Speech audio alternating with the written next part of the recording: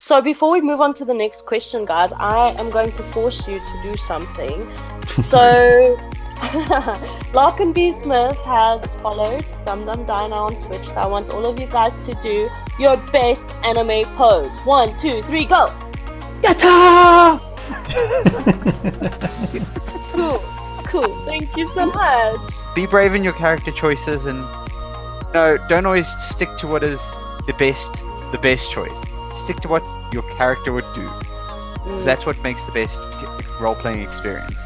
If a player talks to me, it's a lot more interesting. I can develop the story with them because it is a collaborative storytelling game. So organic growth is great for developing like a personality and stuff like that. It will. Your character will develop organically. There's no way around that. You can try and put it down as these are the steps I want to follow. This is what they're going to do. But role-playing games are dynamic. Things change all the time. People make decisions down the road.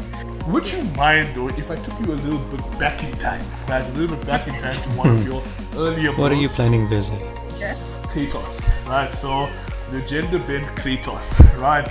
Now, that, right? Yes, right? Oh. Them blades of chaos of them, right? Okay, so yes. Now, what I marveled at is that those blades are bigger than you, right? Those things are huge.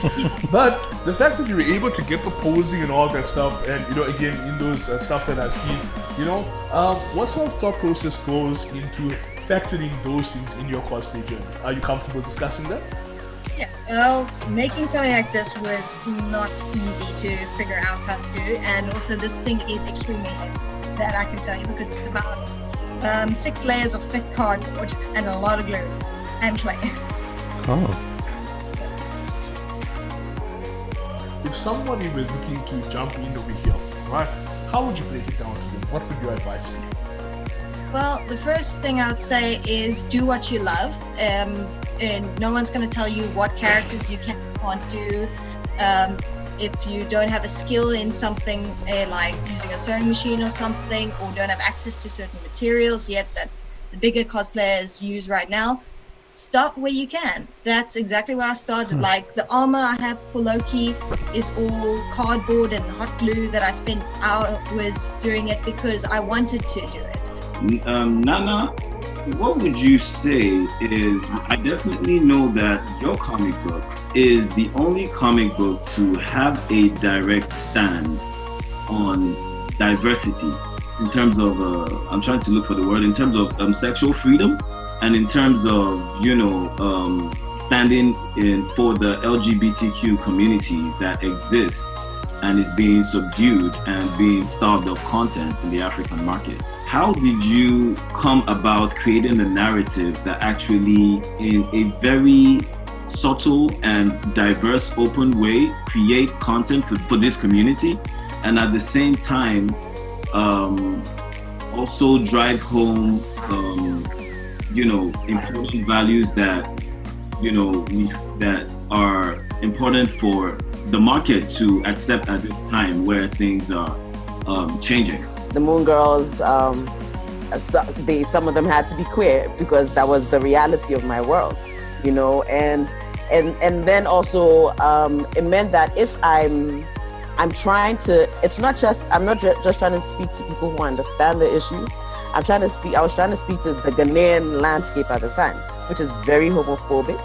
These are the Moon Girls are everyday women and girls, living their lives. They have families, they have love affairs, they have broken hearts. It makes you see them in their everyday life, just like you, who gets a broken heart once in a while. And it's just, in this case, this is with a woman who has another woman who keeps breaking her heart. And when you put people in that stance of being empathetic, just playing with real life human experiences that all of us connect to. We all fall in love, we all get hurt, we all just, at that point, you don't think about, oh, your skin color is this, or oh, your sexuality is this, or your religion is this. It's just, this is someone just trying to find happiness. Yeah, that's actually quite an interesting topic. Using your content to sort of educate the community, educate your neighbors. It's quite interesting how she was able to get people to understand and learn something about what's going on within their neighborhood, within their towns, cities, that there are these situations. And she did it through a comic book. ASMR, guys. Oh. Welcome back, everyone, and thank you once again to Dum Dum Die, who are educating us on the exciting world of Dungeons and Dragons, and I mean that.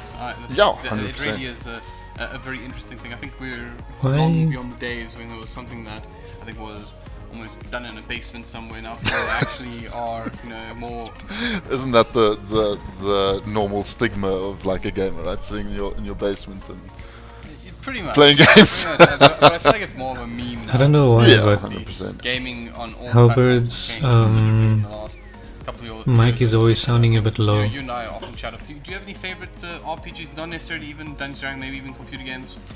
I mean, the one that mostly comes to mind is always the first one I ever played, which was Titan Quest. Oh, right. So that was amazing. I still I played it again the other day. The graphics were really bad, but yeah, I mean, we played a lot of D&D with friends, and but if we're talking obviously the realm that we're from, yeah, Titan Quest, man. What's your favorite? I would definitely say that my favorite RPGs tend towards JRPGs, so things like Final Fantasy. Yes. In particular, I enjoy. But actually, Final Fantasy. Random catalogs of games that I really enjoy, like Shadow Hearts 2 and Wow. Chrono Trigger. So some of the older stuff as well, in particular, I really enjoy. And I'm also glad to see that we have almost a resurgence of that kind of style of RPG in a way, because obviously people have moved away from that slow turn-based battle system. But now we have games that come back that are retro by design. Yeah, pop it in the chat and see. Well, let's see what your favorite RPGs were, either now, growing up, whatever. Let us know. We'd love to hear from you guys as well. We have Queer Briar says when he was younger, Final Fantasy VII, a fantastic choice. What a game! Thank you. And for those living in a cave, of course, you can now enjoy the remastered version on PlayStation 4. It's honestly one of the greatest storylines I think there has been. Oh, really? The remake, in many ways, I think one of the problems slightly you find with different media story. in general is that once something's really good, people start to mimic it. So a really good example of this is stuff like bullet time. We see it comes in now, everyone has bullet time, so it almost becomes a cliche. And that's probably one of the problems that I think Final Fantasy VII struggled with, is that so many of the concepts were so good that it got reused, and if you play it back now, you might be like, oh, but I've seen this all before. But in its time, you hadn't seen it before, so it made it really great. So a nice choice there. And then I see there's some love going to Horizon Zero Dawn, which is, who doesn't want like mecha dinosaurs? Can I? Okay, for fear of being shunned off this panel, can I tell you a secret? I've never played Final Fantasy. Play it. Can we get another? Anyone available to join me? I mean, so I've never played Final Fantasy or Horizon Zero. There aren't many places you can go and learn about how to become a game developer on the continent. So a lot of people actually teach themselves how to do these things. And most of the game developers I know are self-taught actually.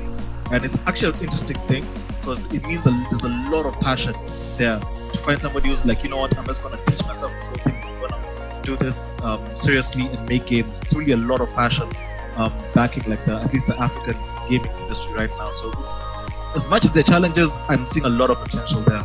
You know what, I'm inclined to agree. I mean, when you look at again the Project Springbok initiative, it's I mean, these guys have realized, this is a major missed opportunity out in this point, because they're young people with vibrant ideas that talk to both. Like I said, I'm just loving the concept of informing and entertaining at once, Yeah, definitely, and I think Sponge actually touched on it recently in a broadcast he did over in North America. He spoke about in Europe rather. He spoke about the CT economy as it is right now, and the problem with going with retakes that are pretty much impossible to win. You're literally having a knock-on effect of not just losing that round, but possibly the coming rounds after that, just because of how bad the economy is structured against you. For sure. So what sorts out the good teams from the great teams is yes, you're conceding a round, but you're not going to fall back on the losing 2 rounds after that. You still got money in the bank, you still got rifles to work around, and that's something to keep in mind. Especially a lot of South African teams would do the same in dynamic sort of boots. But we're seeing the Man and Divo. They'll go for whatever retake they can, but the Man, he's going to try to push the issue with the USP. Heartbreak gets one through the smoke, and now it's a 2-man advantage for the side of dynamic. Since the 5, they've dipped out of there. No armor to back up these salvaged weapons, but it is going to be a 3v5, and Sinister 5 look like they're punching above their weight in this round. Yeah, both of these teams are racking up some meters on their Fitbits as they just DNMK. They stacked up on A at the start of the round, charged across to B, found some frags. Now they're back on the A site. They've got the 2-man advantage to actually try and get this round across the line. Big nade comes through, does a lot of damage to the Man, and cosplay is such a wonderful form of creative expression, and I think especially for someone like you whose life is like founded on creativity, it's so wonderful that you've been able to also find a way to make sort of like a mainstream kind of career out of cosplay. And is that something that you would say people should look into if they have a passion for cosplay? Definitely say so, but I think it's important to be aware that it's not easy. It is something that I've been working at really, really, really hard, and I still don't make like a ton of money off of it. Like I still have to have a lot of supplementary jobs, and which is why I do so much. So, you know, I'll do stunts and I'll do acting, but cosplay is my real passion. But then I can supplement that by, you know, doing commissions and doing like just regular fashion design.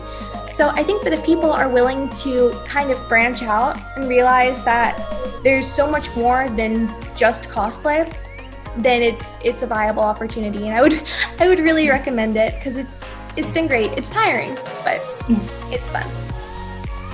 And I see that you also love sea creatures as well. I saw there was a little bit of the Little Mermaid on your Facebook page as well, and so that must have been something you learned in school when you were studying marine science. Yes. Yeah. So I love the ocean. Like I said, so I grew up in South Carolina, and the beach was, I mean, it's not as close as it is here, but the beach was like a big thing growing up. So I would, you know, go to the beach every summer, well, for long periods, and then I would go every couple of weeks with my mom. And it was amazing, and I knew how to go out into the ocean and just kind of reach my hand down and pull up like a sand dollar or starfish or something. I knew how to identify all the jellyfish, and it was something that was just really special to me. So when I started studying, I worked at a marine biology lab at the University of South Carolina for a summer. And this was before I started college, so I was still in high school during this.